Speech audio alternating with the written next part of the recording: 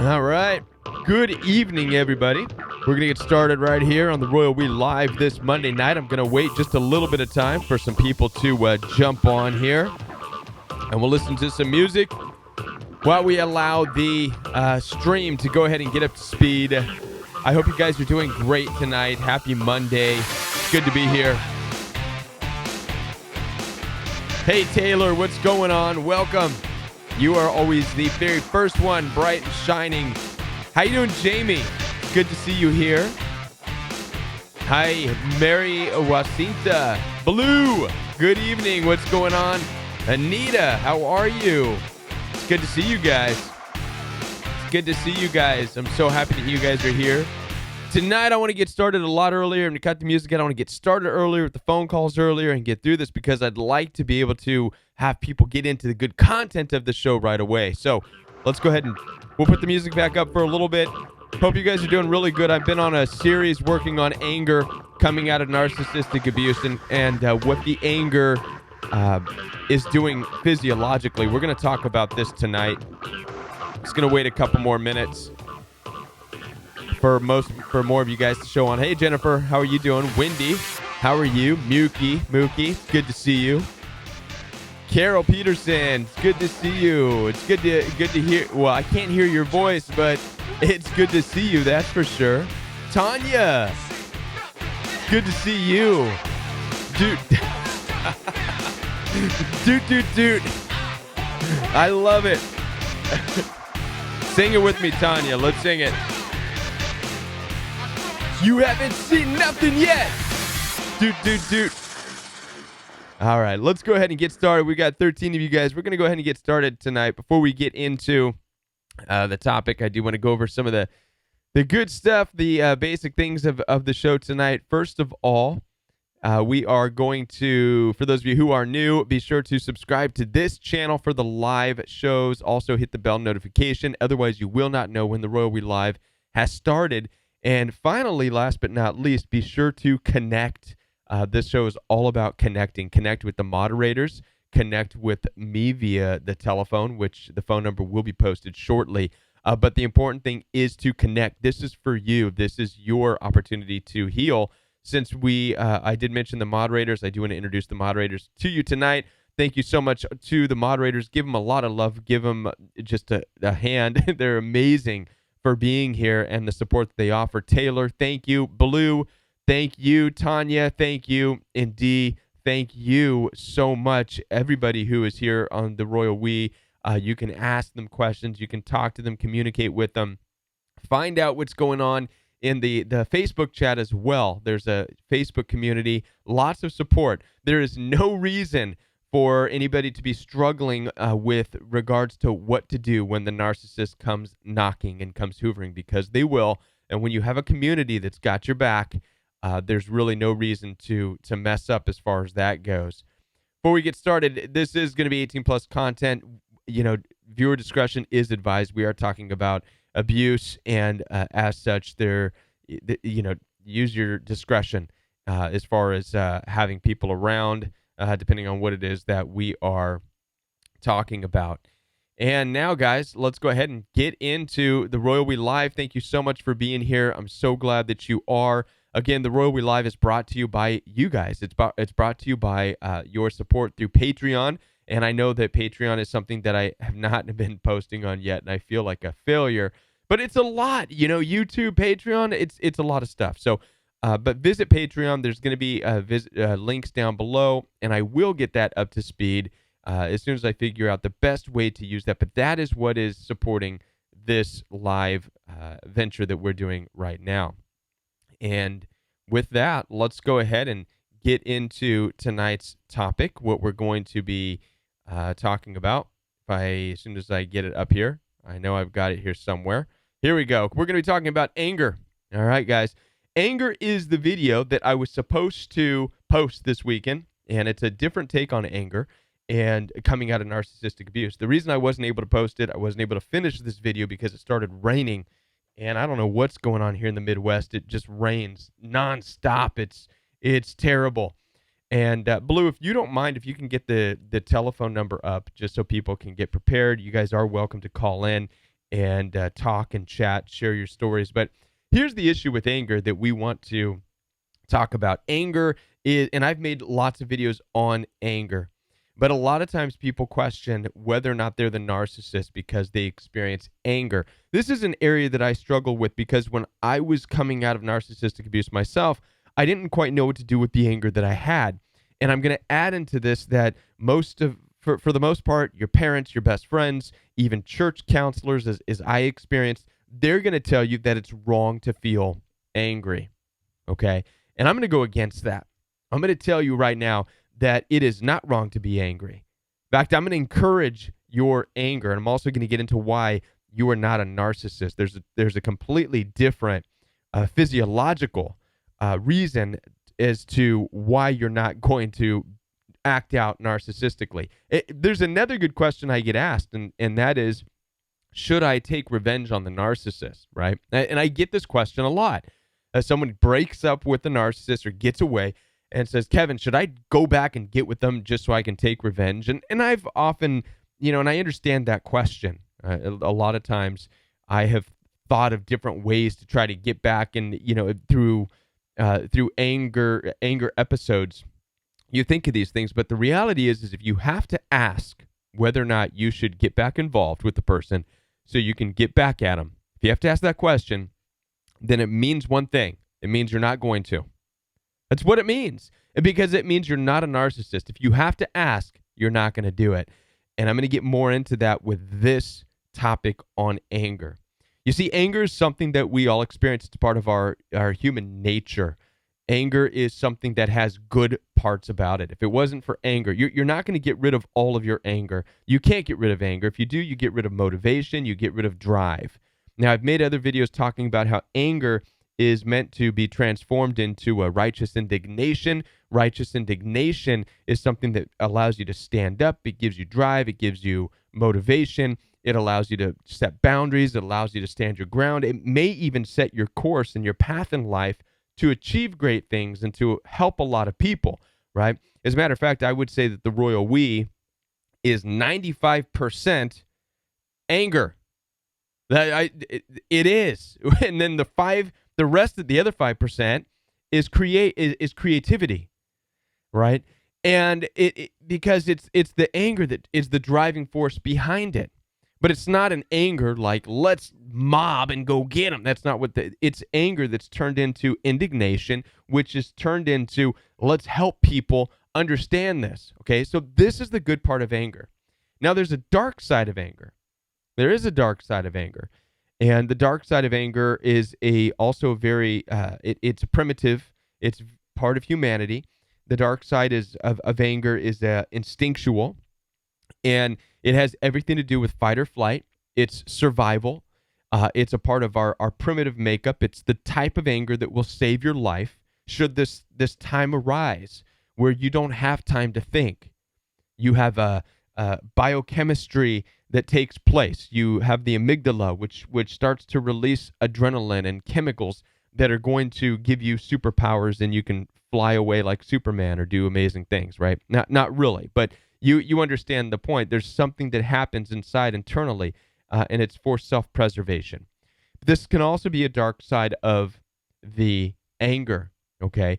For the most part, we don't live in a culture where we have to worry about being chased by saber-toothed tigers and stuff like that, right? So so this type of anger for survival, okay, or we don't live with people who are going to, we don't, but we do, right? We do through narcissistic abuse. And the reality is that throughout time, throughout history, there's been a lot of very scary times throughout the world's history. There were no police, there were no local authorities, local governments, and it was in every person for themselves. And these fight or flight mechanisms, these adrenaline, the amygdala, would be a huge part in people fighting for their own survival. Okay, you and I, we don't really know what it's like to live in that because we, for the most part, are here in Western civilization, where we got Starbucks and McDonald's and all this fantastic stuff. But what happens is we are introduced to narcissistic abuse, And now these chemicals are released because we do experience real injustice, real threat. We feel like we're under it, and we don't quite know what to do with it. We don't know how to get out of it. Now, what I want to talk to you about, what I'm going to talk to people about in this new video that I'm about to come out with is the difference in understanding brain development. And this is wild, okay? When we do go into these episodes of fight or flight, when you do have an episode where you maybe have a flashback because of the CPTSD or the post-traumatic stress disorder, and your chemicals are going, okay? So you're having flashbacks of a situation with the narcissist. Maybe you're having an outburst of anger as a result, okay? For the most part, you're going to notice that you may start to get a headache up here in the front part. All the pressure starts to go to the front part of your head. And this is true for me, and I never understood that. Why do I feel this pressure? I would feel energized when I would have a flashback, when I would go into this fight or flight. I'd feel like electricity was going all throughout my body. And I'd realize, and now I know it. Okay, the adrenaline's going. I'm in fight or flight, and you can feel it. It's going through your body.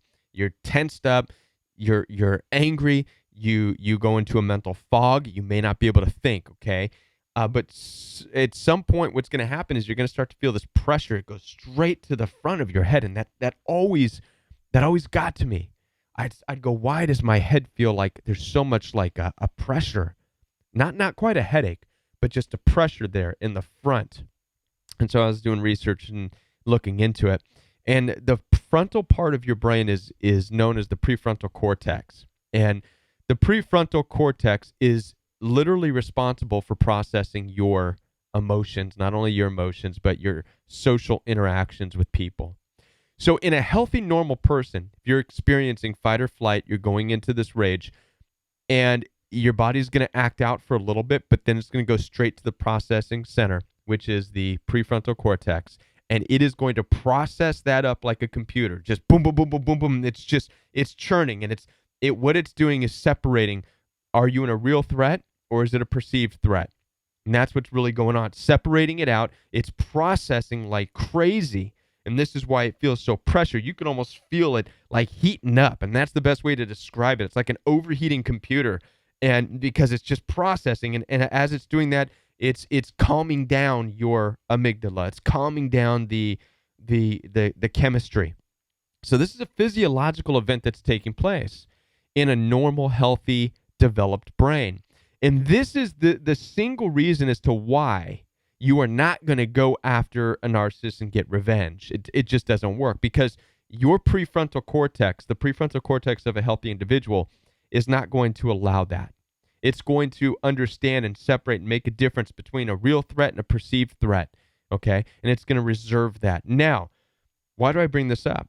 Because abusive narcissists, people who struggle with antisocial behavior, psychopaths, sociopaths, perhaps even bipolar, these people do not have a fully functioning prefrontal cortex.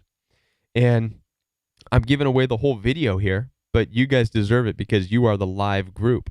you deserve everything ahead of time. But I promise you'll enjoy the organic video, because I do get creative. I act out having the flashback, so it's going to be quite interesting. Hopefully it's not going to be triggering. I'm trying to calm it down, because right now some of the shots I made in the video, for those of you who follow me on Instagram, I made a little video talking about what I was doing. I had my toxic shirt on and everything. So I'm trying to find ways to calm it down so it's not triggering, because it's pretty intense as I act out having this adrenaline rush and acting out this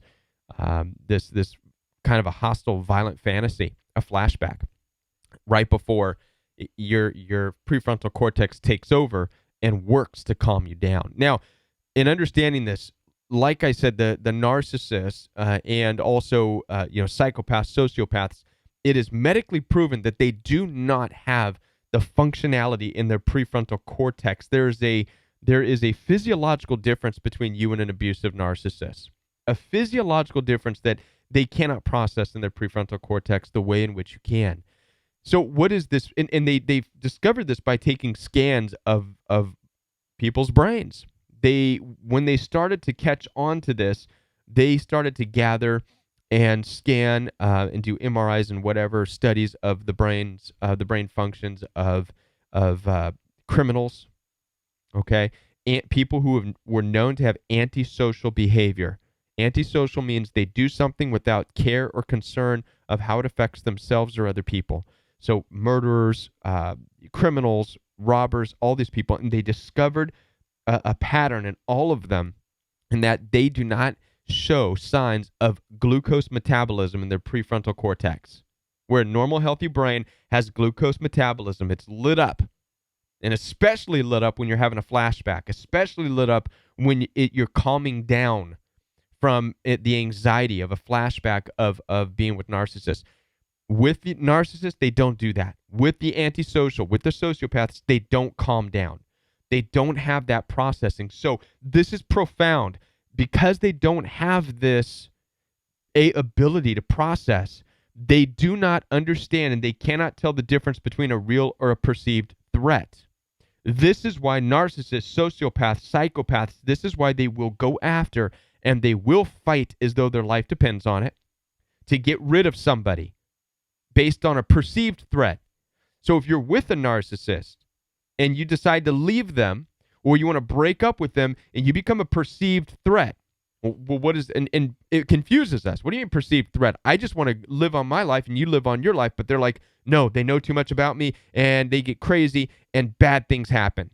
Fights, bad things happen because they do not have a prefrontal cortex. They don't have it functioning properly to differentiate a real from a perceived threat. So the perceived threat that you are becomes a very real threat. And this is true for most all narcissists. So they have varying degrees, most likely, of the ability to use the prefrontal cortex. Okay? But to some extent, they all have malfunctioning prefrontal cortexes. So you being a perceived threat to them is actually a real threat. So this is why when they put you down and they're fighting you, they're really putting you down, they're fighting you, they're trying to get rid of you. Because as a perceived threat, they really can't tell the difference physiologically. Isn't that wild? And it goes to greater lengths. And this is why there's murderers and criminals and all these people in jail. They have no functionality in their prefrontal cortex. Now, real quick, before we get into the phone calls, what are some of the reasons why maybe they don't have functionality in the prefrontal cortex? This is something interesting to talk about too, right? One reason that they discovered, and this is true, it could be trauma. Someone gets hit in the head enough. Even as a child, they bust their head, the front of their head, they damage the prefrontal cortex. That sometimes is all it takes. That damage is enough to make and create a antisocial characteristic. Okay, fighters, typically people who are fighters, they get hit in the head enough, they fight outside of the ring. You hear stories, boxers beating up their wives or whatever, right? The perceived threat becomes a real threat. They don't have the prefrontal cortex ability unless they get medical help to differentiate the two. Okay. Another one is drugs, alcohol, heavy drug use, heavy alcohol use. Guys, this is something we know that alcohol and drugs affects the brain, but to what extent, right? So a lot of us have come out of relationships and situations with people who are heavy and neck deep in drugs and alcohol, and we think nothing of it. Oh, I hope they just get off it. Oh, I love them anyways. Oh, and you have no idea what it's doing. Well, if it's damaging that prefrontal cortex, guess what? They're going to they're not going to be able to tell the difference. Again, the prefrontal cortex is all about differentiating real from perceived threat and how to interact socially. Okay? So if that's damaged, someone who's drinking too much, does too many drugs, then that's damaged. Again, they won't be able to tell real from perceived threat. They'll act out, violent, hostile, whatever, based on something that they have no need to act out against. Okay? And, so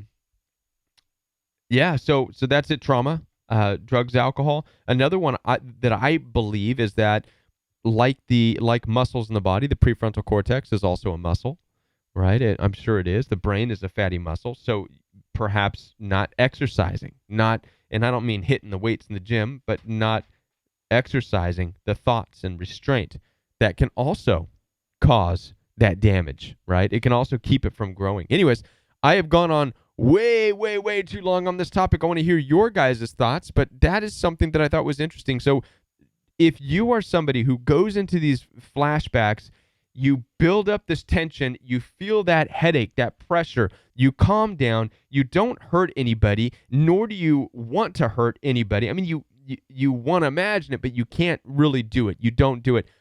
You are a normal, healthy individual. Your prefrontal cortex has you in check, right? And so, no, you're not a narcissist, and you don't have those issues. And so that was the point of this. I thought that was very interesting. And what I'm going to do right now is get into the screen where you can see the telephone. And I hope Blue has already posted it, but I'm interested to hear what you guys have to say about that. And we're about 25 minutes in. I know I had a lot to say about that.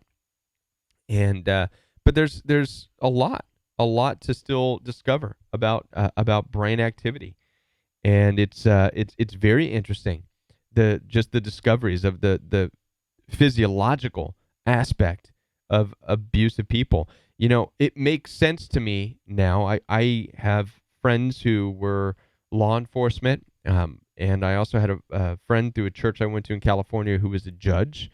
And at one point, they were having a conversation, and I overheard, and I've heard this from numerous people in law enforcement and the judge. We got a call from New Mexico. Hang on one second, New Mexico. I just want to share this thought here. I had and you've probably heard this too, but when they look into the eyes of these criminals and these people who have done horrible atrocities, when they look into their eyes, it's like nobody's there. It's blank. Have you heard that? That when you look into these eyes of these criminal minds and stuff, that's like nobody's home. It's a blank stare. And that's because that prefrontal cortex is non-functioning. That's why it's blank. It's literally nobody home, lights out, right? It's fascinating stuff, and it makes you really want to be cautious with who you associate with. New Mexico, you're live on the Royal We. Hi. Hi, how are you? I'm doing pretty good. It's really interesting what you just brought up, and you nailed it on the head. There's so many times that I was trying to hit home, prove a point to this person, and it was like the lights are on, but nobody's home. Right. And also what you said about possible brain damage. I had reached out to a mutual friend of my ex's when I was kind of going through it all, and she kind of collaborated that he had some major brain trauma that he didn't talk about all that much. And he was also, when he was younger, he was also on heroin for about a period of time of 8 years. Right. So I have seen people who did a lot of heroin in their younger days. Not my age, but people who are older, the generation before myself. And very scary stuff. I've seen them snap. And I didn't, this was before I knew anything about narcissistic abuse. And it would take people to, hold them and restrain them and calm the situation down. And afterwards, after the fact, they would say, yeah, drugs messed me up, man. But by that time, it's too late. You know what I mean? And so it's very real. This is you've got to be careful when you come across people and you find out that they've done drugs in their life, they've done alcohol in their life, because it's very real. A very real side effect is the damage, whatever damage was done to their brain, meaning whatever damage was done to the prefrontal cortex, which means if a perceived threat comes and their brain's not functioning in the right manner and able to differentiate a real from a perceived threat, and they go into that fight or flight mode. The difference between you as a healthy person going into fight or flight is that within seconds, your prefrontal cortex is going to be working to differentiate, is it real or is it perceived? And it's going to calm you down. It's going to keep you from doing something silly. Without that functionality, someone goes in a fight or flight, God only knows what they're going to do, right? Yeah, We but hear that's horror stories. We hear we get tragic reports on the news of what these people do. but what's interesting is that, since I kind of came across narcissism and narcissistic abuse, is I thought that it was actually like a learned way to survive something in childhood, just like how codependents, they're just on a different side of the spectrum. So, I mean, that's kind of interesting if you're trying to compare that with like these people their brains just don't work right. They're not able to process information the way that we do. Right. Well, and the I thing just is, thought it was survival, a way to survive, trauma from their experience.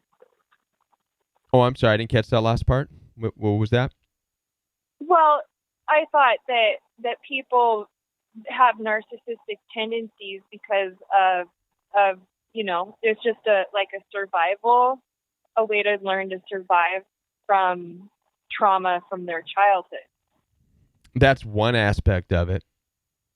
That's one aspect of it, right? And so, and it could very well be, but again, there's so many layers to this onion, right? And the more layers we pull apart, the stinkier it gets. Okay, so keep in mind when we talk about narcissism and narcissistic abuse, narcissism accounts for any behavior where it just totally disregards or shows a lack of empathy, care, or consideration for another human being. I mean, that's narcissism, right? And so the extent of what type of narcissist you're dealing with, they all kind of share that in common. They'll cuss you out, call you names, and a lot of them will assassinate your character. I experienced that. It almost feels like they're killing you. And a lot of us, as who have been through narcissistic abuse, are under the impression that, you know what, if it wasn't for the fact that I'm bigger than them and physically stronger than them, then it felt like they would want to. It feels like they wanted to kill. It really does. I experienced that too. There's such a level of hatred that you're like, man, it's like it feels like they wanted to kill me, right? So it depends on where you're at, what type of narcissist you're dealing with, right? As to the extent, right? You've got I'm sure you've got some people who are just argumentative, right? But again, if you're talking about the abusive narcissist, and I've talked to them on the phone who, throw things at you, and I watched it growing up too. Walk around the house, punching holes in walls, picking up things, throwing them, not caring who they hit. Okay, this is antisocial, bordering on the psychopathic personality disorder, where all it takes is just they just don't care. They don't stop to think, how is this going to affect that other person? And it's over something trivial. It's over a stupid argument, or it's over a stupid something, and where they act this way. So this is where I got this. They can't differentiate the real from the perceived threat. And so they act out in major physical, hostile, aggressive ways. And so you bring up a good point. Is that just a defense mechanism from being a kid? Or is it a larger issue? Is there a brain? Is it a bigger part of a physiological problem, a lack of functionality in the prefrontal cortex area of the brain? And we have to take this stuff into consideration, And I think it's fair to say with the particular individual that I was involved in was the issue of, being a long-term drug user and right. the brain trauma. It's just almost like you're dealing with a small child when it comes to navigating, like, hey, I just caught you in black and white lying to me, and now I'm calling you out on it and holding you accountable to it, and then just like full face lie to me. No, I didn't say that. I said this. And I'm like, I am not crazy. I know what you just said. And Mm-hmm. normal people, myself, I'm almost too honest. Like I'll be like, yeah, I did that, and this is why I did that, But it's Right. it's crazy making. You can't even deal with people like that. It is hard. It's very Mhm. difficult. It's very difficult. And unfortunately, it makes it difficult for you to understand what exactly are you dealing with? How far will they go? Are they just are they pathological liars and that's it, right? And this is where it gets dicey, because not everybody has dealt with a very aggressive, hostile, abusive narcissist, right? Who is willing to cut you down, demean, devalue, fight, break in your house, threaten you, and whatever else. Some people just deal with just people who are pathological liars, cheaters, and liars, right? Um, who may not necessarily physically harm somebody, but they just become pathological liars because that's how they've learned to get away with certain things in life. But it doesn't matter. In either case, you want to just be wary and be careful, right? It's not a it's not a game you want to stay involved in. That's the whole Well, point. before I go, I Yeah. need to say that I finally made the decision to report this individual's activity that involved a 15-year-old son to CYFD today. And I'm pretty scared of retaliation from these people, so I am going to go ahead and get an order of protection against them too, because Good. it seems to be like a tit for tat. Like if whatever actions I take, then I'm gonna one up that. They threatened to call my work today Mm-hmm. and involve my work and stuff. So I had to call my employer and tell them what was going on and give them a heads up. And I'm fine at work, but I'm staying in a hotel room right now because of this person. And I don't have regular housing, and he has a history of stalking and abusing his ex-partners. And I have proof of all of that. And hopefully just that in itself, when I go to file the report, along with like the fake social media accounts that he made to check up on me or whatever, I hope that in itself is going to be enough, that they can like see his history and just grant me it, and I can Right. be done with it. Right. Well, you did the right thing. You absolutely have done the right thing by getting the protection order. You're setting boundaries around yourself. You're making it known that you're not going to tolerate it. You're not going to be pushed over. And this is important for everybody listening and for all of us coming out of narcissistic abuse. Listen, the key is not to go out and take revenge, right? And play games with these people. Like you said, they like to play tit for tat, right? And they do that. Well, you did this. Well, we're going to do this, right? And they try to one up you, one up you. When you're done with this game of trying to one up, you set your boundaries. This is it. Don't come near me. We're done. And then you implement it using law enforcement if you have to, protection orders. And if they keep messing around, then it'll go up to the next level of authority. And for the most part, they don't like that. They don't want to do that. So it's a good way to get them to leave you alone, right? So good for you. And this is also how you win. A lot of people want to know, how do you win with abusive narcissists? To answer the question of should I take revenge, listen, you getting out, moving on with your life, becoming successful aside from them, that is revenge. That's all the revenge you need. You don't Yeah. need anything else, right? Right? Because Yeah, absolutely. you're allowing them to stay and live in their filth. You don't need to. You know what I mean. While you move on and get out and go and find and pursue your best life, that's all the revenge you need. Yep. Absolutely. All right. Well, I'm glad you called. Thank you. Thank you. All right. Take care. Okay, you too. Bye. Bye-bye. Telephone line is back open. That was a great call. I was very, it's good to hear when somebody's getting out. And we got a call from New York, and you're live on the Royal We. Hi, Kevin. Hi, how are you? Hi, everyone. 1 second, I just need to turn off my computer at the volume.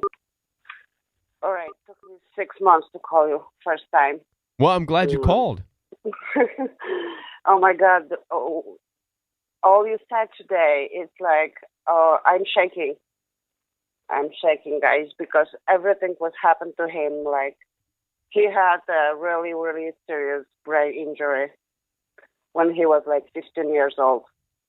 Then he is drug addict, and he had a parent who didn't really care about him. So everything together, it's like when you put everything together, everything makes sense. Mm-hmm. Sorry for my English is not very well, but No, you're doing I'm trying good. my best. What's your And what is your ethnicity? I'm trying to tell. I'm Polish. Polish. Okay. Okay. All right. So I'm listening you and other people from January, Mm-hmm. and I just want to tell everyone who think you can't do it. Yes, you can. After 7 months, I am like I'm a different person now. I am not different. I am myself. As far Again, as I'm back. getting out from getting away from it, Say again, sorry. by getting away from it, right? Yes, Yeah. yes. I end the relationship in January after 3 times he hovered me before. Mm-hmm. Mm-hmm. And then I start to research. I put words like drug addict, mood change, porn addiction, everything. And then the narcissism came out. Right. That was the beginning Yeah. of my new life. And I should say in the end, thank you, baby, for giving me that because I am a different person now. Mm-hmm. Mm-hmm. Yeah, because we don't know. We don't know. Since we know, we start to look people in a different way, Mm-hmm. completely different way. Right. Right.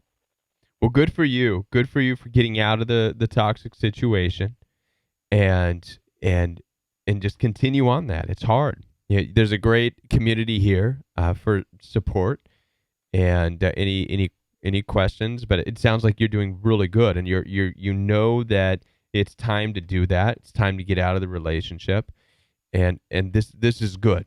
Everything looks good right now as far as your Yes, mindset. yes. And I just want to say one more thing.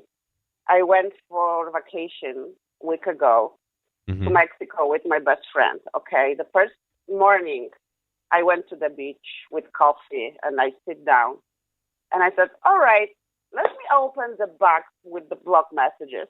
All right. And guess what? It's 7 months, no contact. And night before, he sent me a message. You are the best woman in my life, blah, blah, blah, shit like that. We all know that. That was like, now I'm good. I know I'm doing well because it was like, I didn't have a panic attack. Like I had stuff like this happen before, right? Right. Right. Yeah, it sounds Nothing like this typical. happened. Yeah, it Yeah, sounds typical. I'm sure you've heard that many times of in the course. past. And then you'd let him back in and then he'd do whatever he does again. And then Not anymore. Not anymore. good. No way. Well, Yes, there's it comes to a point where you have to understand that you cannot stay in an abusive cycle relationship and try to make another person change. At some point you realize that you're the reason that it keeps happening exactly. because you keep letting them back. And in doing Exactly. so, you become an enabler. And it's very freeing when you are able to stand up and say I'm no longer going to be the enabler in this situation. It's done. You've Yeah, chosen the way you want to live. It's you. It's solid. It's your lifestyle. I'm not living this way with you. I didn't choose exactly. this. I didn't ask for this. I'm done. and Yes, and you then free it's yourself. like you realize, I realize my past relationships, that was the same. I didn't know. Yeah. Like at least two relationships in my life. I am 51. So I was involved with the narcissist. I didn't know. So now I have to fix myself. Mm-hmm. I'm in the process, and I'm good. And girls, you can do it. Yeah. And it's much easier. It's just about time. It's just about time. Right. That's it. It does take time. It does take time. Yes. It takes community. It takes support. Yes, And I'm here. I'm on Facebook. Thank you, Tonya. She sent me a message because I couldn't find you guys today. Thank you, good. Blue. Thank you, Tanya. I don't remember all the names, but we are here. We are together, and we can do it. We can do it, and knowledge is the power. That's it. That's it. That's it. Knowledge, wisdom, right? Not Exactly. not so much emotional anymore. Just Yes. use your experience, knowledge, or wisdom. Right Yes. on. And when my friends, my family, they see I am back, and they can see, like they say, we are glad you are back. Oh, that is good to hear. That is Yes. the best thing that, what you just spoke right now is something that is so dear to me. That is where you want to be. That is where you want to be, is right there where your family and your close friends say, we're glad to have you back. So Exactly, because like all you people say, oh my God, I think I'm crazy. I was like that too. And my family, my friends, they know me. I was always funny person with smile on my face, and they that's say, what they want. What's going on? That's what they want. But That's where yes. are you? Yes, and that's all they want. That's all they want is that Yeah. person. They want to be with that person again. So good for you for finding that Yes, person I am. and for being able to bring that person to your friends and your family again, and keep coming back here for sharing your any ups and downs that you have and issues that you're running into. Of course, This some days, it's like Sure. everything is coming back, or I go to the place where we was together. It's like, oh my gosh, Sure. like you said before, the flashback. Yeah. But and that's what you have the it's Facebook. like, That's what you have the Facebook group for, and Tanya, and Yeah. and that's what the community is all about. Is for these moments where you have a moment of struggle, right? yes, but it's happening less and less and less and less. Yeah, good and good. That's the point. Yeah. That's how it should All right. be. All right. Thank you so much. Thank you. Love you guys, and thank you for create the channel. Yes. We have no idea how many people around is struggling with this, and listen, we have just one life. Yeah, that's it. That's it. This is it. This is it. Thank you. Thank you. All right. Thank you. Good night. Good night. Telephone line is open. Guys, I cannot tell you just how grateful I was to be able to hear this caller say that her family is thankful to have her back, her friends. And now, granted, some of you may not have that relationship with your family, but the point isn't who the family is. The point is the people who love you being able to get you back. We got a call from Wisconsin, but real quick, hang on one second, caller from Wisconsin.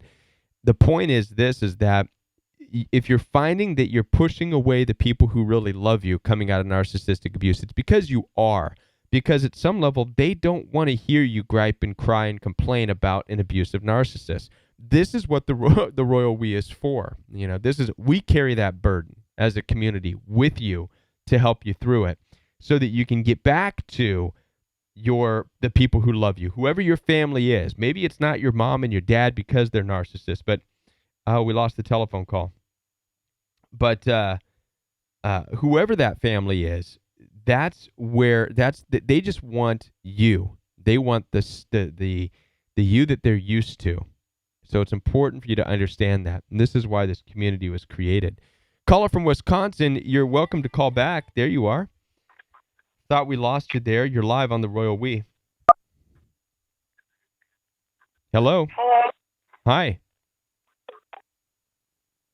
Is this Kevin? Yes, it is. Oh, hi, Kevin. Hi, how Hi. are you? I'm calling. I'm terribly sorry I have you on speakerphone. I'm on a Magic Jack phone. Okay. I think I need to turn it off. You may want to turn your computer off. Or not off, but down. Oh, okay, good idea. That way it doesn't feedback. Okay, I did that. Can you hear me better now? I can hear you. Yeah. You're live. How are you? Good. Well, I'm doing fairly well. It's hot here. I don't have any air. We were discussing why you're obsessed with the narcissist. And now being obsessed does that also include the ruminating thoughts that you have, or? Absolutely. Yeah. Yeah. It's the thoughts over and over and over again. And you're referring to the last video that I did, correct? The organic video last week? Now. Mm-hmm. You're live right now. Right, but the obsession video, which was the last video, is that what you're talking about? Well, I'm looking at the title. It says why you're obsessed with the narcissist, so that must be it. Oh, okay, I see. Oh, that's because I have not. I haven't changed the title. But hey, we're here to talk about whatever it is you want to talk about. So if you want to talk about that, then yes, being obsessed with the narcissist is definitely. Well, it's right. It's part of the ruminating. It's part of that. Yes. okay. So I just wanted to make certain about the different definitions of the words, being obsessed about them, because I'm not obsessed, but I keep having these ruminating thoughts, like the Right. nightmares, flashbacks, even when I'm awake sitting at my computer, and it's like you said before, that loop that runs through your Right. head. Well, and I'm going to encourage you, and maybe Blue can put up this video, the post for the obsession video. And now the word that I used, obsession, there, it's actually there's a twist in the video. There's typically a twist in all of my videos. The obsession, by the end of the video, what you're going to discover is that the obsession we're talking about has nothing to do with the narcissist. Okay. You are not obsessed with an abusive narcissist, but real quick, just to answer to get a question out of the way, is the abusive person you're separating from or dealing with is it a family, friend, lover? What's the issue?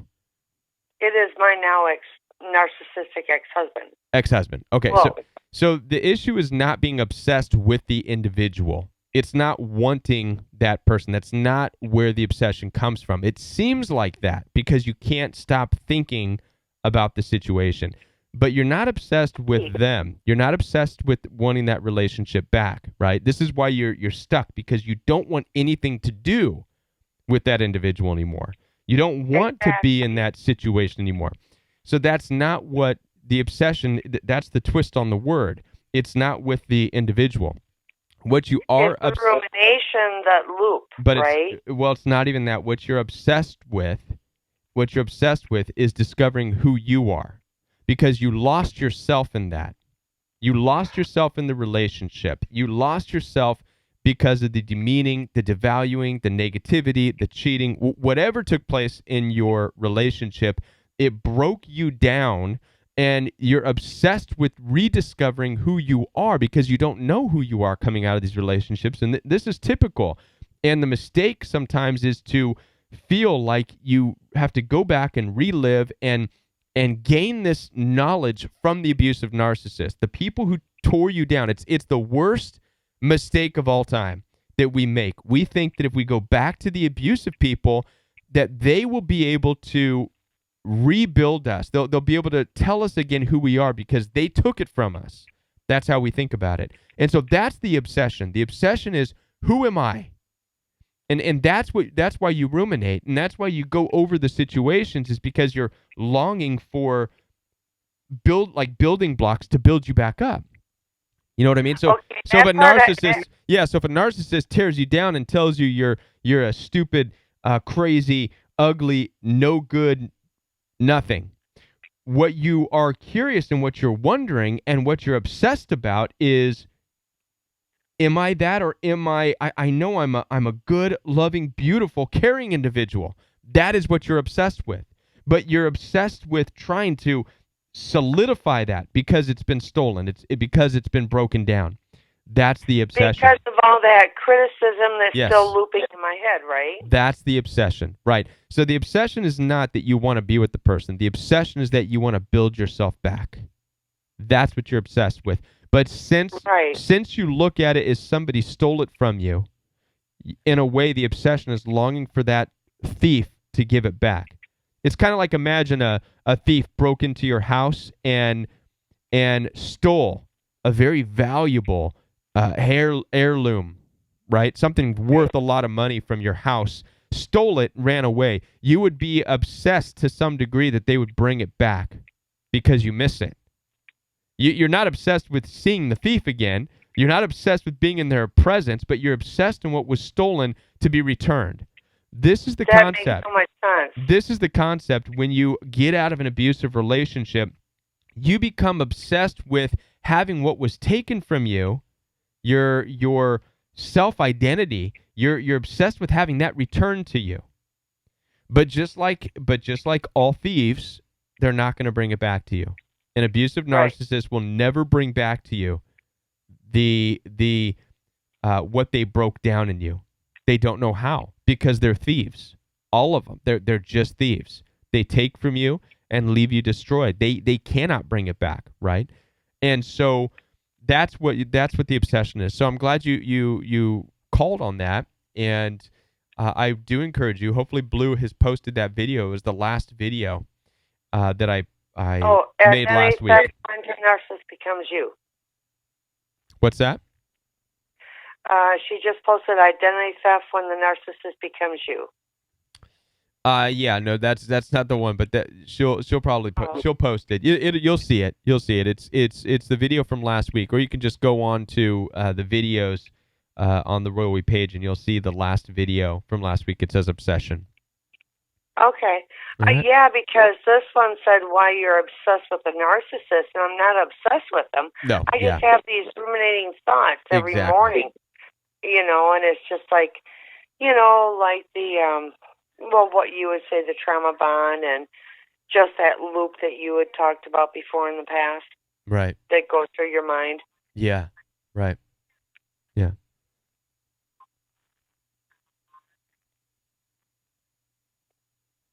You there? Yes, I am. Well, I appreciate you clarifying that for me, because I was hoping that you have to go through, you got to feel the feels, and then just kind of like hard with all these thoughts. I mean, you're sitting here and they just keep that loop going on. It does. And again, this is that loop of that you have to get out of. This is where you have to build yourself up. That obsession is you trying to gain back what was stolen from you, right? If you're trying to gain back what was stolen from you, what you have to understand is that you're not going to gain it back from thinking about that abusive person or going back to him. So this is the community for that. The Royal We is here for that. This live show is here for that. The people here in the community are here for that. This is, and there's also other places. You can go to counseling sessions. You can go to even a Friday night get-togethers at churches, somewhere where it's safe if you want to go to build up that for the purpose of building yourself back up. Get involved in hobbies. What I've discovered is if you get yourself involved in something that you really enjoy doing, it's hard at first because you're battling all the negative thoughts that have been instilled in you. But if you just take those steps, the right people in your life are going to find you, and you'll be rebuilt in that way. And then we still have a tendency to self-isolate after being isolated from the narcissist or the abuser. Yes, this is true. Yeah. Are you experiencing that too? Well, I'm experiencing, I know I'm still self-isolating myself. I'm still in the healing process. Right. Isolation is good. Listen, isolation is good. Look at isolation as a ground floor. It's a fresh start. Mm-hmm. It's being born again in a way. It helps me be more grounded, more centered. Yeah. Right. To get to reconnect with myself. But now here we go again. I still do not know what myself is because of right. Well, my ex-husband. Right. So well, and here's the thing. It's confusing. Well, here's the thing again. If you're looking, and this is a problem as a culture that we have to overcome, and I can hear it in your voice just a little bit, is that you've been for a long time and you're struggling now because you found your identity through other people. You found your identity through your abusive ex-husband. So now that your ex-husband is gone, and now that you don't have anybody, you're having trouble finding your identity. Okay? Yeah. This was me. This was a lot of people. The goal here and the purpose of your life's purpose is to find your identity through you, not through another person. This is the troubled state that we're in. A lot of us But this is the good thing about self-isolating, though, too, right? It's kind of like a double-edged sword. Self-isolating should be a time where you are able to gather, be able to get to know yourself, be able to love yourself, be able to. It depends on what you're doing in your self-isolation, right? Yeah, but typically what you want to do in a moment of isolation or time of isolation is spend time with yourself. Spend time in affirmation of yourself. Spend time connecting to what you truly believe, what you truly hold value. So if you believe in God, spend time connecting with that. Find this resource and this avenue where you are able to identify who you are, aside from your ex, and aside from your mom and dad, and aside from these people, and aside from those people. Who are you? What are your values by yourself? And this is a hard thing to ask because a lot of us don't even know. Because we've spent we've spent so many years just going by what other people said and agreeing with this person and agreeing with the husband that you may not even really know what you truly believe. So the point of being in isolation is to find out who you are, what your values are, what you believe. This is the purpose of isolation, and that's okay. Right? Because right. That's what I was thinking. Right. Gosh, but it does get a little bit lonely at times. But I mean, I find comfort being alone too. There you go. I don't know if that makes any there sense. You go. It does. It because it's a shift. It's a shift taking place. When you spend so much time needing to be in the company of somebody else or other people in order to feel your value or your worth, then yes, when you are suddenly in isolation, you're very lonely. You're very cut off. Okay? But I believe that there's something to that, right? This is where you find yourself, and you allow yourself to be the only company that you need, right? And it's from knowing yourself that you are able then to create healthy boundaries and know what it is you want to be around and what you don't want to be around. Who to let in your life and who not to let in your life. Right, and then I got a wrench in my gears because I did try to set some boundaries with my neighbors, and now all of a sudden I'm a bad person because I set boundaries. And right, so but here's the thing. Right, no, but this is fine. This is an excellent point. An excellent point. You set boundaries, and now you're a bad person. Right? That's what you just said. So here's the issue. Here's the issue. You set boundaries. Nothing wrong with that. Your neighbors may even get upset. Nothing wrong with that. Feeling like you're a bad person, there is something wrong with that. This is the purpose of isolation, so that you get so comfortable with yourself that, and so you know who you are, that when you set boundaries, it doesn't matter if somebody cries in front of you because you've set boundaries. The truth is you stand, whether they like it or not. Whether they like it or not, you stand on them because they're a part of who you are. Right. Right. And so they can sit there all day and cry and complain that you're mean because you don't let us call you names, and how selfish of you. Only selfish people get mad when they're called names. That's fine. Oh my God, exactly. Okay. Totally, exactly. Yeah. Now, how can I handle this with, well, I had to be very strong with him. I couldn't show him any weaknesses and so forth and so on. But now that I am trying to recover and on the healing process, Right. oh God, it just takes a hit to the gut. It does. When you're called these names and stuff like that, it means that you still have not yet gotten comfortable enough with yourself to where you're okay with that. These are my boundaries. Call me selfish all you want. Call me judgmental all you want. In fact, listen, but do it over in your home. I don't want to hear it. Get away from me. And then you realize that those people are not needed in your life. They don't resonate with you. You don't resonate with them. And you have to be okay with that. And the only way you're going to be okay with that is through embracing yourself through isolation. Because if you don't, the more you're out with other people and doing this, the more you learn to mesh and enmesh your morals and your values. You start to enmesh them with other people. It distracts you from what you truly believe. It keeps you from who you really are. And in the process, you end up getting hurt because before you know it, things are out of control. People are stomping all over your boundaries because you have none. And then you're left beaten up, bruised, and hurting, wondering why. Well, because you never took the time to really grow comfortable with who you are and what you want. Okay, right. I'm familiar with the enmeshment. That's where you become like that other person, just like with my ex. Right. And you do that because there's all kinds of reasons that we do that. One is fear of being alone. Another reason is not really knowing who we are, right? Not knowing your value, not knowing your worth. And so you latch on to another because and this is narcissists do a fantastic job of buttering people up right off the bat. They tell you everything you want to hear. They idolize you. They literally make a goddess out of you a lot of times from the very beginning, right? And it traps you, right? In fact, I can go back into the Bible and give you all the scriptures where it says, watch out for the person who flatters you.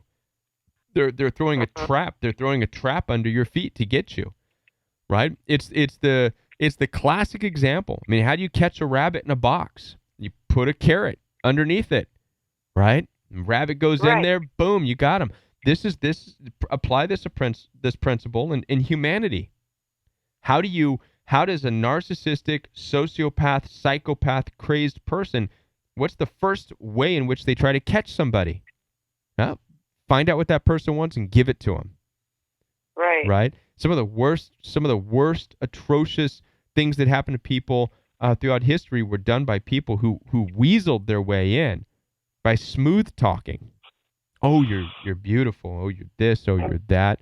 Flattered them. Set the trap. Just right under like the feet. The wolves that are in congregations in certain respects. No disrespect intended. Yeah. That's it. Wolves. But I honestly, so basically, just stand firm on my boundaries. Feel good about it. Right. And I should not feel guilty. I mean, they're doing some nasty things, so I shouldn't feel guilty about it, although I kind of do, because of the conditioning that I've already had. Right. Yeah. So that's it. Well, thank you very much. I was just curious about the difference between the obsession and the ruminating, and you've also helped me with a better concept or idea with boundary setting. Good. It's good to hear.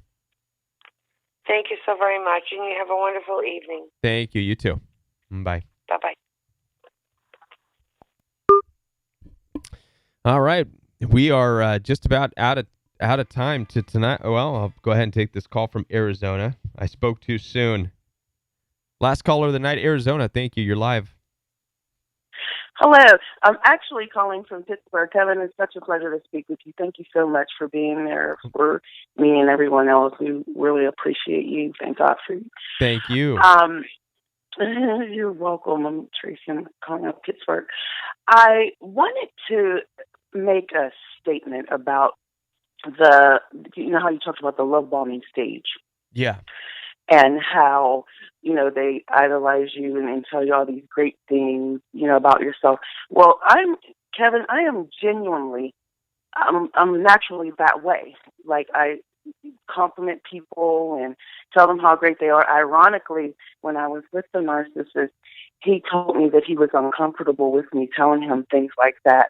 And he claimed to have an uncle who was a con artist and told him that when people do what I was doing, that they were up to something. Meanwhile, it's like, okay, that's my genuine self. Okay. And I guess he thought I was doing to him what he was about to do to me. In regards to, complimenting, I always do. I'm a very genuine person. And so I feel a certain way about someone, I'll express that. Well, to him, it made him kind of back off, like, wait a minute, is she going to do to me what I'm planning on doing to her? I just found that really odd Right. that he would bring that up. But what about people who are genuinely that way? You know what I mean? We have to be able to spiritually discern, people who are like that, because we don't want to assume that they're a narcissist. Because I'm not a narcissist. I'm genuinely that way. I think that it's time and place, right? And it depends on the context. Okay, so let me, typically abusive narcissists, they will be just, and when we talk about being put on a pedestal, I mean they really put you up on a pedestal.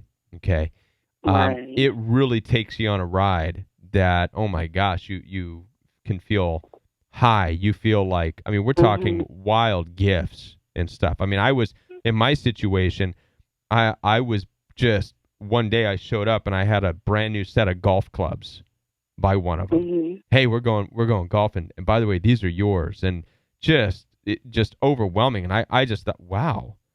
I mean, what is this? What is this? I'm getting these gifts and stuff like that, and I didn't, and it threw me off. It shocked me. So when you're talking about the buttering up of an abusive narcissist, it's almost shocking to your system.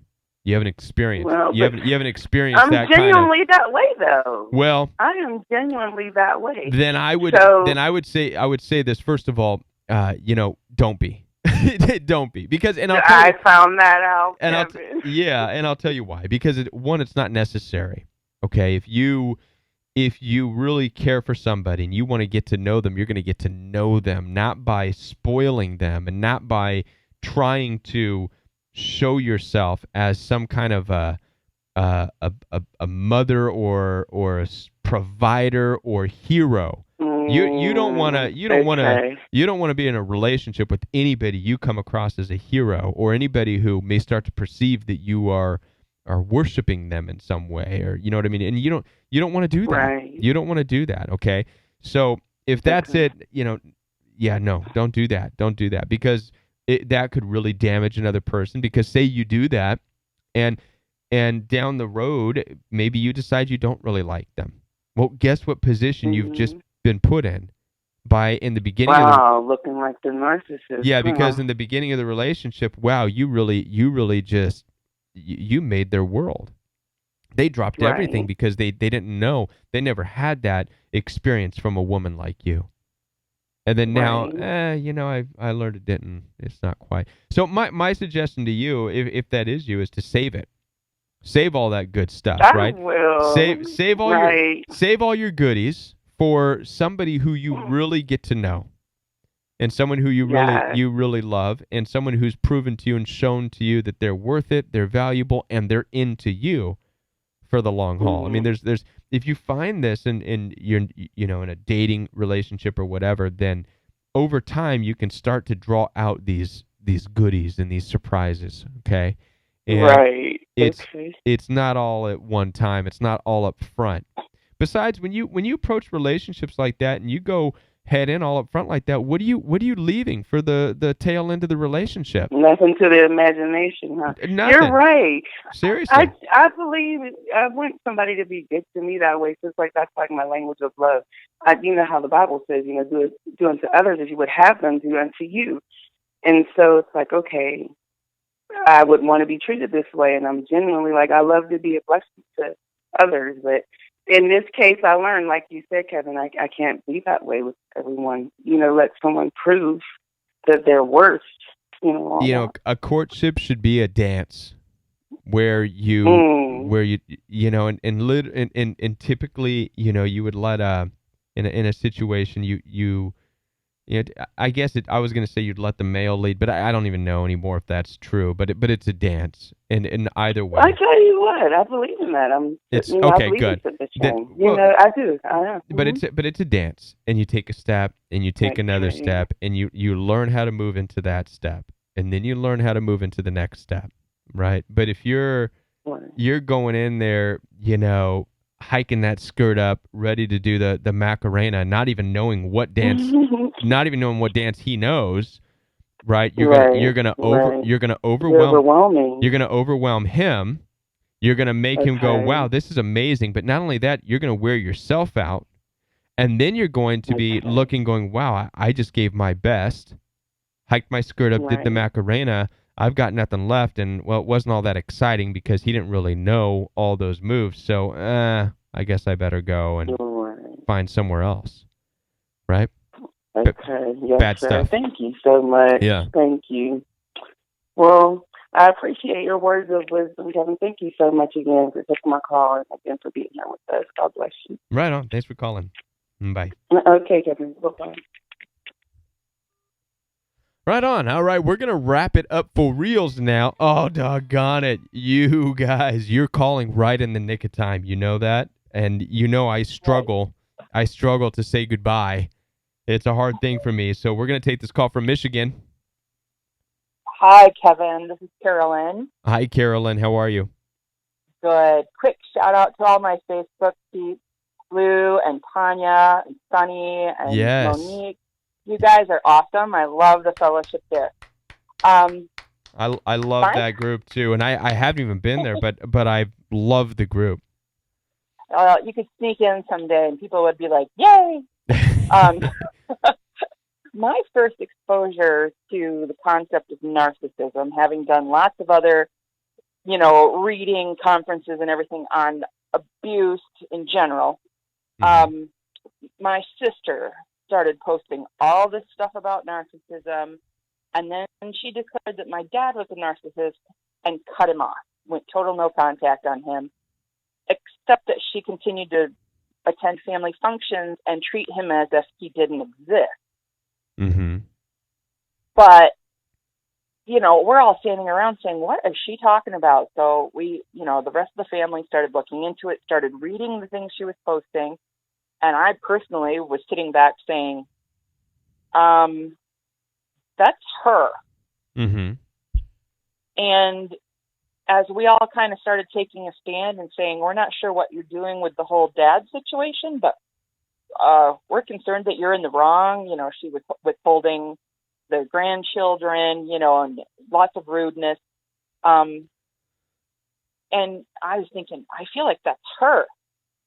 Well, my siblings, my mom, we all kind of were starting to say to each other, doesn't that just seem, like she's the narcissist? Well, then I realized I was in a narcissistic marriage, and it got really, really bad. So I kind of experienced firsthand really what narcissism, like in all of its ways, what they look like day to day, in and out. And it was really not my dad at all. So I'm wondering, have you had any experience of a narcissist being so, I don't want to say self-aggrandizing that they think that everyone else is a narcissist? Because she found out that we're not with her. Oh, now, absolutely. Everyone but her in the family is a narcissist. Oh, yeah. She doesn't speak to any of us. Well, this is a tough one. Because, and I can.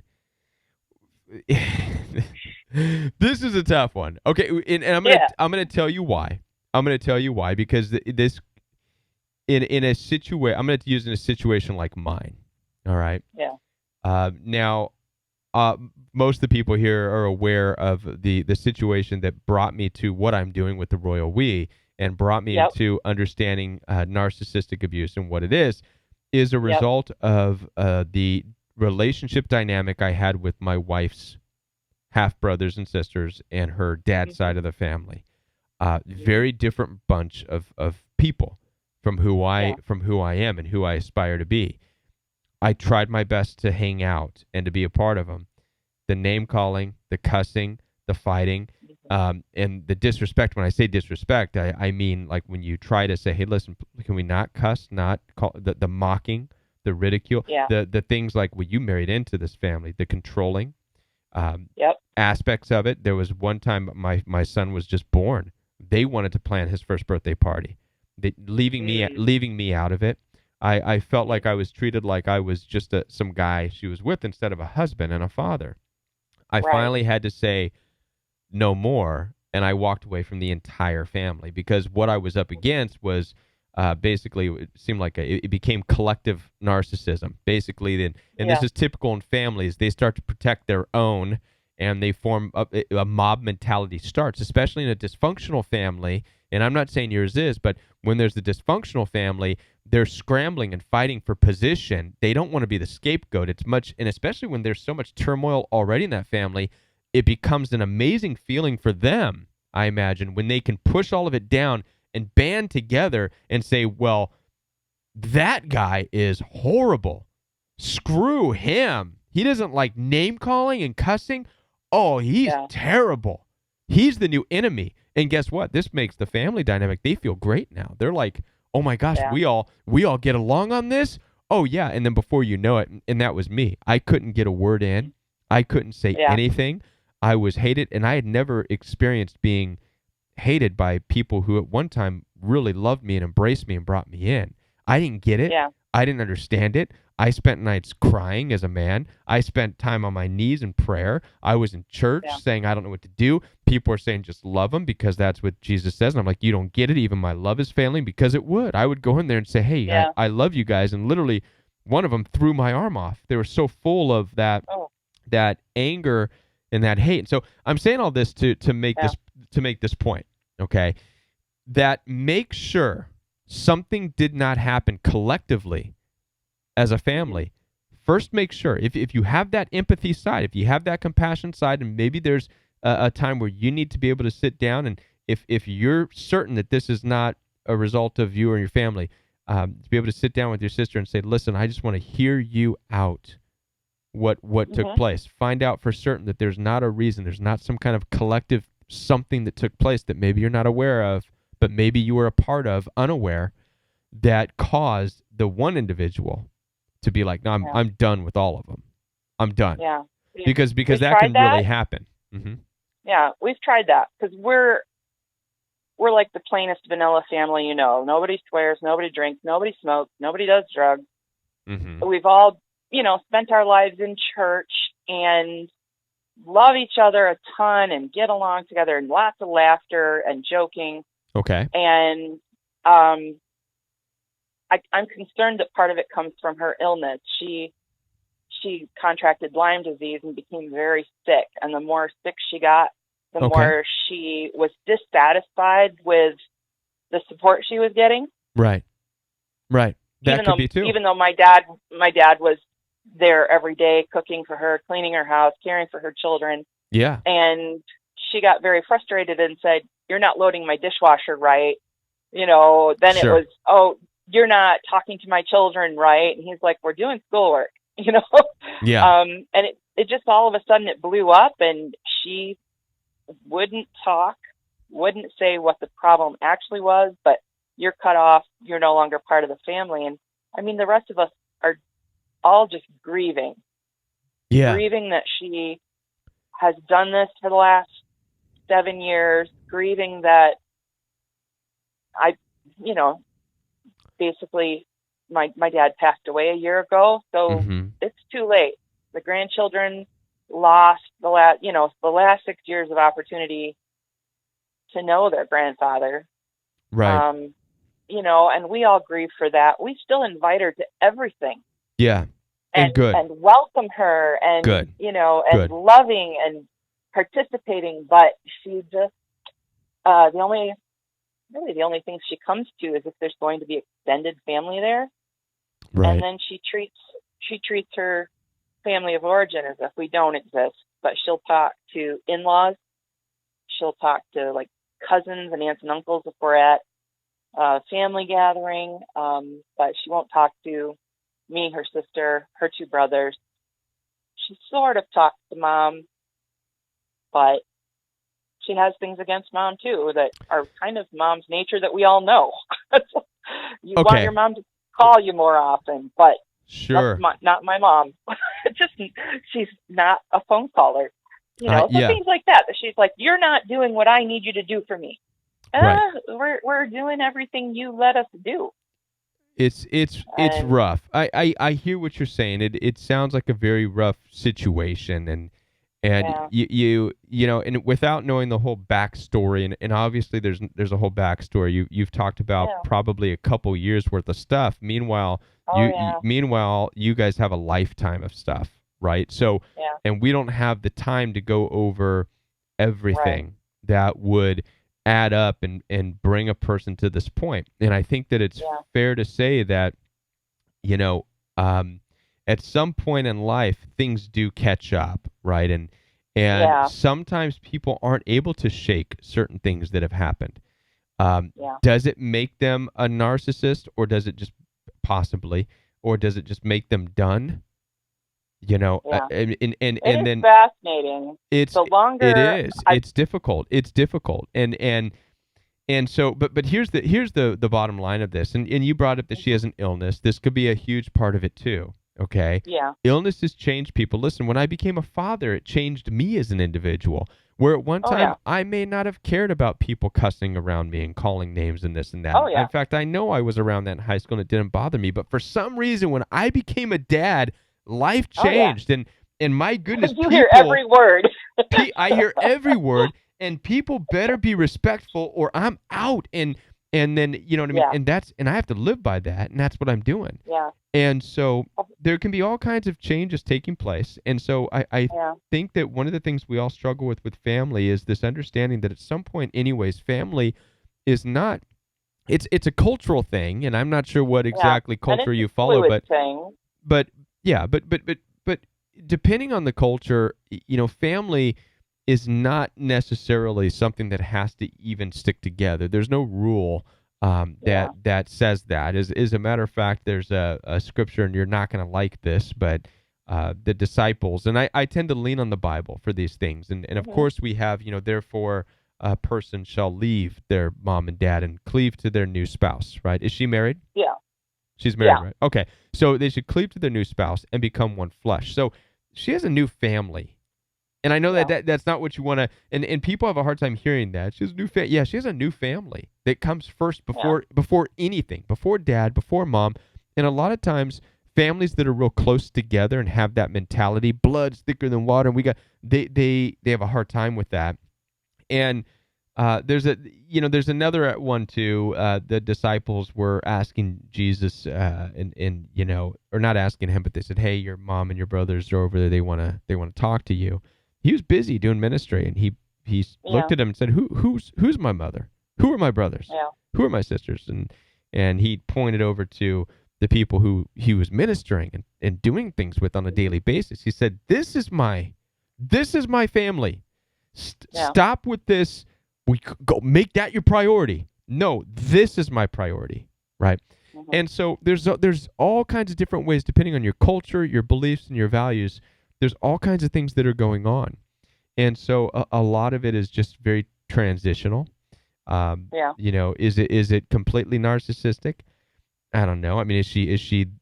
I typically look at narcissistic abuse as the aggressors. So if she's there cussing out your dad and your mom and calling them names and being very abusive with suggestive, sarcastic comments even, if she's doing all that, not leaving them alone, harassing them, I'd say that definitely sounds like a narcissist. Do what you have to do to protect mom, dad, and yourself. Yeah. But if she's staying, away, if she's staying She's away. saying that we're the narcissists, but her behavior is it, because she went from years of being married and growing children, and we're all great, and all of a sudden, dad's cut off. I've decided, and there's another precipitating event involving a friend of hers that went to court, but our family wasn't involved in it. We just kind of all stood back and said, we're concerned about you being her right-hand lady during this court case, because you might not want to get mixed up in that. Right. And that may be the precipitating thing, is that she's like, well, you didn't support the friend that I felt it was necessary to support. But right. As I've learned about like sociopathic narcissists, our childhood growing up together has made a ton more sense. Because I always said to my mom when I was growing up, I honestly think she wakes up in the morning to try to figure out ways to get me in trouble.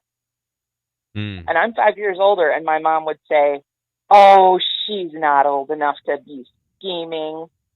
Oh. But I would see her doing it. Oh, yeah. I mean, and to the point that on one occasion, I literally remember like a series of events, all the same, all the time, that we'd get into an argument. My sister would start screaming. My mom would come remove her from the bedroom, and I had to do all the cleaning myself. Right. So after weeks of this building, I decided, no way I'm getting in trouble this week. And so I just didn't engage with her at all. I did my job. I'm not engaging with her. She threw things at my back, and I just ignored her. And so all of a sudden, sitting there on the edge of her bed, she starts screaming bloody murder. Okay. So now I you're turn talking. around to look. Is she hurt? Yeah.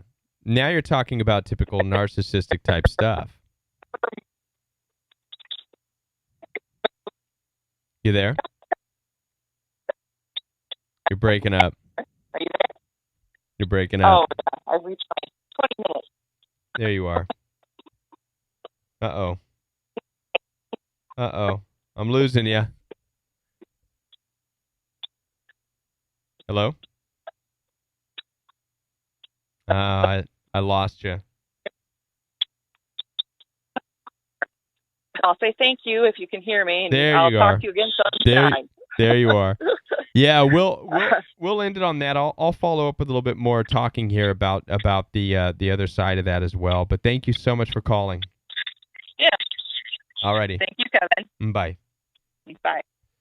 Yeah, the other part of that too, it's what she started to describe there as they were growing up is some of the scheming, some of the that whole attitude of trying to get their way, and this is very typical, and that sounded like some of the progression of narcissistic abuse and that grandiose entitlement, and that can carry on to the future. And the thing to be aware of and to be careful of is that one of the things that fuels narcissists, if this is the case, is that the fact that your mom, your dad, and you and other people will constantly go to her and say, hey, we miss you, or hey, we want to see you, and this and that. They get a feeling of superiority. They get fuel from that. So it's best not to enable anymore by doing that, by giving that fuel, if that's what she's going after. So in some of these cases, it's best just to understand it is what it is, if that means you don't have the relationship that you think you should have. And that's typically what we have to do with narcissists anyways, is get rid of our desire to have a certain type of relationship. So we have to be willing to break cultural norms. And in my situation, I had to, even though I was told that I married into a family, I had to break that cultural norm and say, no, I didn't marry into any family. I married to create a family, okay? And that comes first and foremost. And so in your situation, you guys may need to work to break that cultural norm of having to be in their life and having to be close and having to have her at all of the family functions, and understand that she may be doing some kind of a game to get attention, to have you constantly giving her supply, okay, that she feels entitled to get. Sounds to me like she may feel entitled. She's sick. She has illness. Your dad doesn't do the dishes the right way. People aren't catering to her needs the right way. She does sound very narcissistic if this is the truth, if this is what she's doing. And by you guys continuing to feed into that and do and give and go and include, you're feeding right into it. You're feeding right into that entitlement trap. Maybe the best thing to do is just to cut her loose and say, okay, call us when you want to call us. Bye. And then you and dad and mom and other people in your family get together, have a good time. Stop inviting her. Okay? See if after a while she misses you guys and she starts coming around and then starts to treat you guys like you are, you're there too. And you deserve to be treated well and contacted, right? So that's how I would have handled that situation. Hopefully that helps. And like I said, not knowing the whole story of the family could go either way. But I appreciate your telephone call. And with that, we're definitely going to wrap up for the night. I'm surprised people are still up. My question is, will we ever heal? That's a great question. And it depends on what you mean by will we ever heal. Sonny, if the healing that you're looking for means you are back with an abusive thief who stole from you and broke things, if that's what healing looks like, then no. If healing means that you are back to being the exact same person that you were before you got into that relationship, then no. And the answer is you don't want to be that person. And I talk to people about this all the time. People have this misconception that healing means, well, I'm going to be back. I want to be the person I once was. No, you don't, because the person you once were is what missed all the signs, had no boundaries, and got involved in a relationship that you had no business being involved with. Again, narcissistic abuse is a result of being with people you have no business being with, doing things you have no business doing, going places you have no business going. That's our motto. And so if healing means you can go back to that position, that's square one, back into the enemy's camp, then no, you're not going to be healed. But your life is taking a transitional turn. You're going a different direction. So if your understanding of healing is that you are coming out of this a better, stronger, different person, then yes, you are going to heal. It's going to take time because you are building yourself up from a different place. You're gaining back what the thief stole, right? This takes time. New boundaries are being instilled in you. It takes time. All right? I hope that makes sense. Of course, but he does try to keep me in his little web with emails about my son. Co-parenting is never easy, but you have to just make sure that you are moving on with your life aside from him. So co-parenting issues should just be co-parenting issues. You should have no communication other than what is for the mutual understanding and benefit of the child. Outside of that, you should be having your friends communicating with people, going out, doing things, your hobbies, your interests, all that good stuff, building your life back up, right? No personal involvement, there's no reason to have any personal information shared, you know what I mean, beyond what's for the benefit of the child in co-parenting. I know you are. Ready to move on. It does suck, yes. Healing is also that the pain does not dominate so much of the life that it's not the most prominent feeling all the time, and it's hard to get there. It is hard to get there. Pain is a lot of the growth, right? And I often tell people, you want to grow into the pain. Don't try to outrun it. Don't try to get away from it. Try to grow into it. The pain is instilling, I guess, new software, if you will, right? It's that thorn in the flesh that Paul talked about in the Bible. Maybe there is a pain that you're to walk with, but maybe this pain is good because this pain is going to be a protective reminder of what to watch out for when you get in relationships. Listen, guys, I want to say this again. This is piggybacking off of the, narcissistic abuse is being involved with people you have no business being involved with, doing things you have no business doing, going places you have no business going. I had a conversation with a 40-something-year-old gal not too long ago, trying to live it up on some Caribbean island, caught up in a narcissistic abuse with some cute guy of a different culture, different island, different atmosphere that she thought was fantastic and great, and the guy's whacked out and crazy. And I told her, and she said, I just, I've always been that flighty, social butterfly and just carefree, and I'm like, that ends now. You're in your 40s, man. Come on, we got to stop this. Listen, the days of just, well, I just want to be carefree and love because the world is full of love. It's over. Got to stop that nonsense. a lot of the stupid stuff we did when we were younger, we got away with because we were younger, but now we know better, right?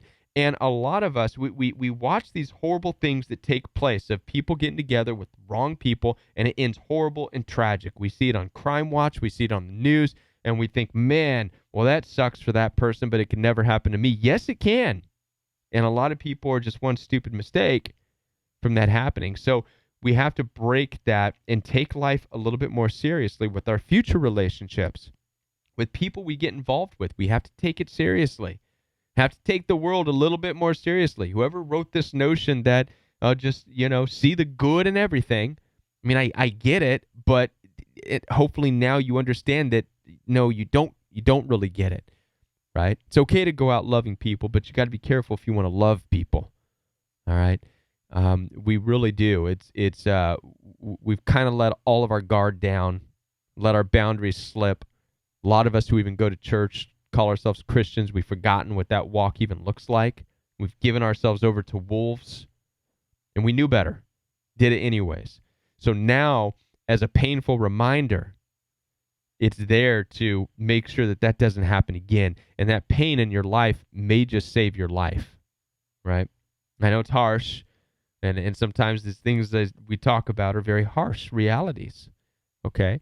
But sometimes this pain, you're going to grow into it. It's going to protect you. It's going to send you on a better path that's going to keep you, as opposed to you, well, just trying to love everybody and seeing all the love flowers in the world, and everybody just, everybody's capable of receiving your love, and you're good enough to change even the cruelest, coldest person into a big love bunny.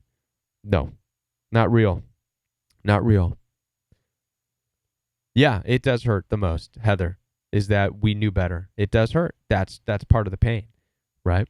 And none of us like to sit around and under the whole, I knew better, and so that's not the reason we're here, but it is just to make sure that we are fighting as a community to stay within the boundaries now. All right? I hope that makes sense, and it's definitely taking the red pill, Shelly. That's what it is. It's being woke. Being woke. All right. I want to thank you all so much for being here. For those of you who are new, be sure to like, subscribe, share this 2-hour-long video with somebody who might need to watch it. You never know who needs to watch a 2-hour video of good information. I'm tired, as you can tell. 2 hours is my max, guys, but I love you so much. I'm so grateful that you guys are here. I'm here for you. If you have not yet, visit Patreon, okay? Because Patreon is the support. This channel is not monetized. This channel and this live stream is here for you. It's sponsored by you. So I encourage you to go to Patreon, consider being a supporter. And the goal is with 300 Patreon members, we will do this every night. It's a guarantee. Every night. So if you would consider being a part of making that happen, and let's see if we can get there, and be this place, this community where people can go on a nightly basis. And yes, and also visit down below in the description box for all kinds of good information. I have a free guide available for you. I started writing, so I have a free guide for you available that is on the regular Royal We channel. You can download it. It's free. I'm going to have more of the guides because I enjoyed writing that. There's also different, there's all kinds of goodies down in the description box. There's a course available, of course. And yay, 16 patrons so far. Whoop, whoop. We're getting there. Blue is such a huge help, and she has really encouraged me with the Patreon. And she hasn't been too hard on me yet because I have not posted on my Patreon yet. I expect her to probably come down on me soon and threaten that I'm going to be losing people. But she's been a help for me. She is the one who helped to initiate that and put that seed in me to do Patreon. And so thank you. Huge help. And thank you for all you Patreons for making this happen. All right. And we will see you again. Look out this week on the regular Royal We channel for the organic video upload on anger. And the physiological aspect of anger, the difference between you and the narcissist having to do with the prefrontal cortex, and how that is a huge part in controlling the amygdala response, the adrenaline. All right. Thank you so much, and we will see you next Monday night live right here on the Royal We. Have a great night, everybody. How about a little music on the way out? Somebody want some of that? Where are you, Tanya? Are you there? This is for you. All right. Do do do do do do do do do do do do do.